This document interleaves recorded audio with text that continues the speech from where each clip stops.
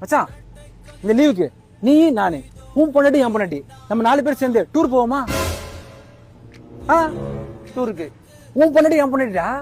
உனக்கு எப்படி வந்தது இந்த ஐடியா? மச்சான் உன் பொண்டாட்டி என் பொண்டாட்டி டூரை கூட்டு போயிட்டு அவங்க அப்படியே ஃப்ரெண்ட் பண்ணி விட்டுன்னு வச்சுக்கேன். அவங்க ஏதாவது பேசி பாருங்க. அப்புறம் நீ நானும் எங்க வேணா சுத்தலாம், எப்போ வேணா வரலாம், எல்லாமே பண்ணலாம் ஈஸியா. கேப்பாரா இல்ல எப்படி? ஐடியா நல்லா தான் இருக்கு.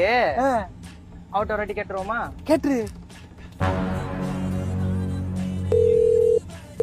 ஹலோ பாக்கியம், நீ நானு மல்லேஷ் பொண்டாட்டி நம்ம 4 பேரு டூர் போவோமா?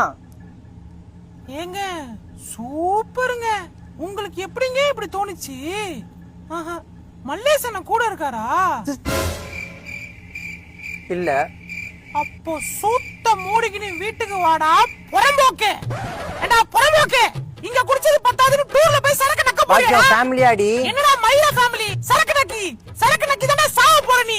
பாக்கியம் ஏய் அந்த மல்லேஸ் இருக்கானே அவன் சரியான பொறோக்கு பக்கமாடா. குடும்பத்தா பாக்கியம். ஏய் மல்லேஸ் பொண்டாட்டி இருக்காளே.